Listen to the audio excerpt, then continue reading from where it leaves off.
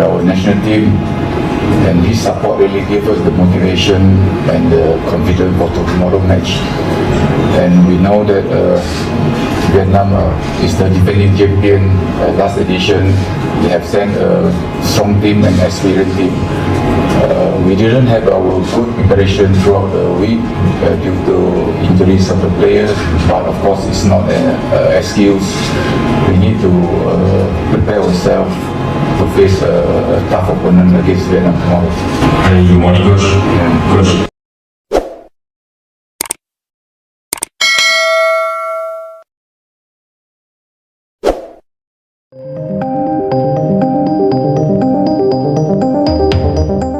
Menguak kabut trauma, bayang-bayang kehancuran 2021, dan ujian mental Harimau Malaya di 2026.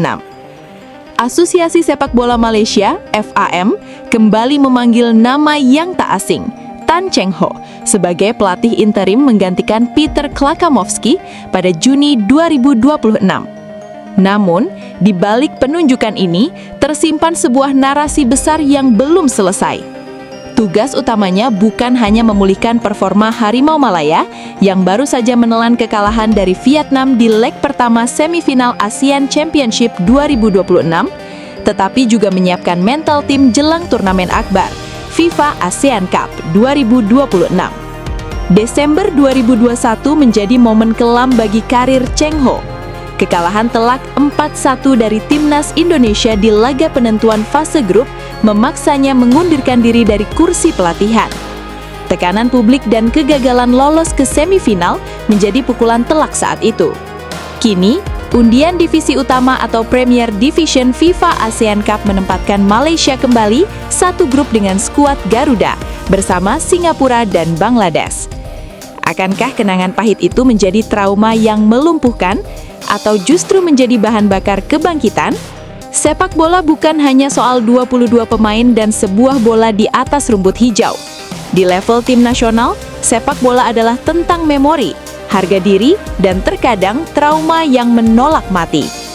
Menjelang bergulirnya FIFA ASEAN Cup pada September 2026, sebuah narasi besar kembali menyeruak ke permukaan.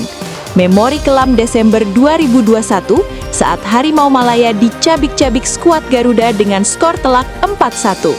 Kini, dengan kembalinya Tan Cheng Ho ke kursi pelatihan Malaysia, pernyataan-pernyataan kehati-hatiannya memicu gelombang tanya. Benarkah sang nahkoda dihantui trauma masa lalu?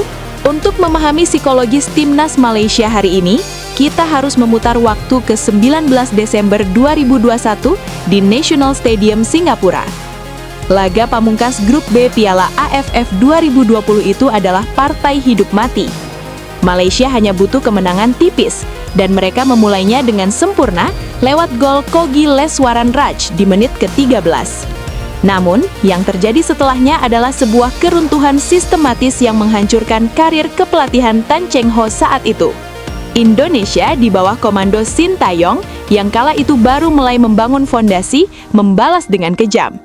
Irfan Jaya mencetak brace, disusul tembakan spektakuler Pratama Arhan dari luar kotak penalti, dan sundulan mematikan Elkan Bagot memanfaatkan sepak pojok. Skor akhir 4-1.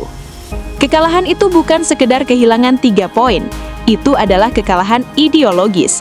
Malaysia yang turun dengan pemain senior diacak-acak oleh skuad termuda di turnamen tersebut. Tekanan publik Malaysia begitu masif hingga memaksa Tan Cheng Ho meletakkan jabatannya pada 3 Januari 2022. Luka itu tertinggal, menganga, dan dicatat dalam sejarah sebagai salah satu kekalahan paling memalukan di derby Nusantara. Melompat ke pertengahan 2026, undian FIFA ASEAN Cup kembali mempertemukan Indonesia dan Malaysia di grup A. Dalam beberapa konferensi pers terbarunya, Tan Cheng Ho yang kini kembali didapuk sebagai pelatih interim memberikan pernyataan yang memicu berbagai headline di media Asia Tenggara. Ia secara terbuka mengakui bahwa timnas Indonesia saat ini berada di level yang sepenuhnya berbeda, menyebut mereka sebagai kekuatan yang sulit dibendung dan menekankan bahwa kesalahan kecil apapun akan dihukum dengan kejam, seperti yang pernah mereka alami di masa lalu. Media massa dengan cepat menerjemahkan pengakuan taktis ini menjadi narasi trauma 2020 menghantui. Mengapa pernyataan ini dianggap mengejutkan? Pecahnya ego rivalitas, secara historis pelatih Malaysia sangat jarang mengakui inferioritas mereka secara terbuka sebelum laga melawan Indonesia demi menjaga gengsi.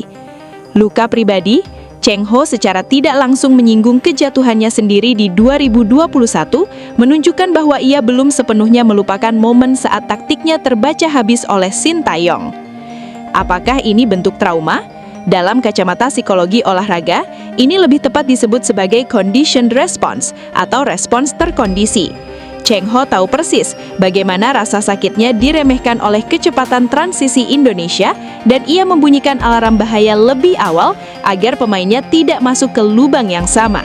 Ketakutan atau kewaspadaan ekstra kubu Malaysia sangat berdasar jika kita membandingkan Timnas Indonesia versi 2021 dengan versi 2026. Pada 2021, Indonesia mengandalkan kecepatan sayap, Witan, Asnawi, Irfan Jaya, dan energi pemain muda berstatus pemain liga lokal. Pada 2026, wajah skuad Garuda telah bertransformasi menjadi kekuatan Eropa berwajah Nusantara. Komponen tim, era Piala AFF 2020, tahun 2021, jelang FIFA ASEAN Cup 2026, profil skuad, didominasi pemain Liga 1, rata-rata usia 23,8 tahun. Tulang punggung pemain Liga Top Eropa, Serie A, Eredivisie, dan J-League.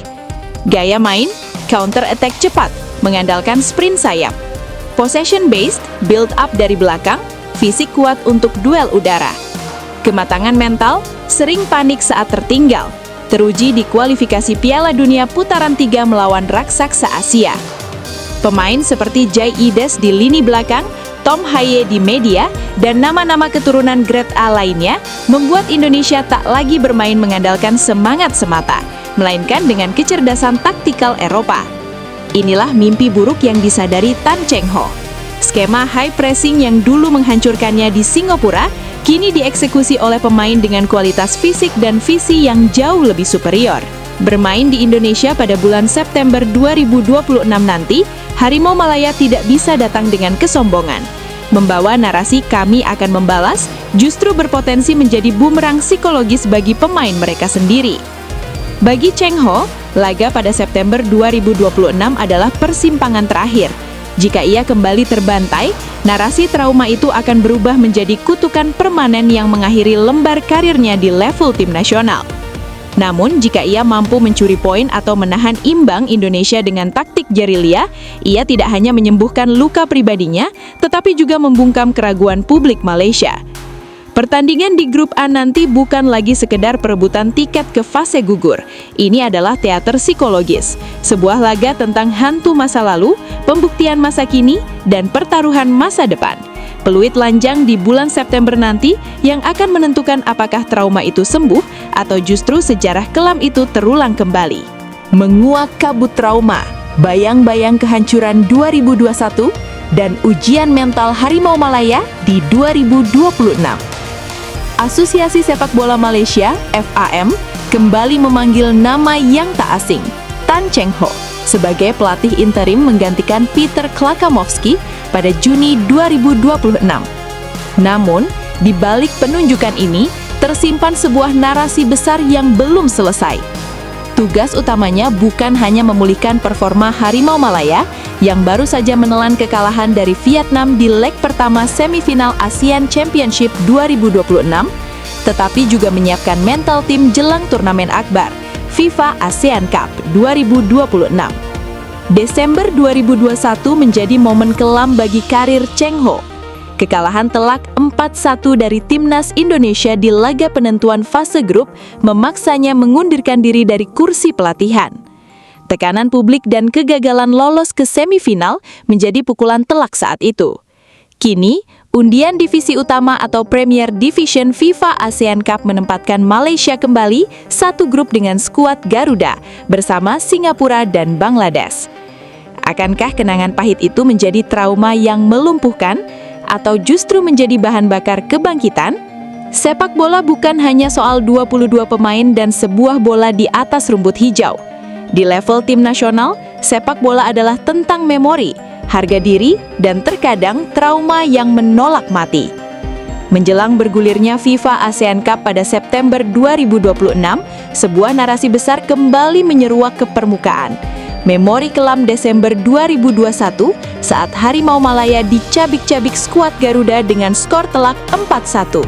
Kini, dengan kembalinya Tan Cheng Ho ke kursi pelatihan Malaysia, pernyataan-pernyataan kehati-hatiannya memicu gelombang tanya. Benarkah sang nahkoda dihantui trauma masa lalu?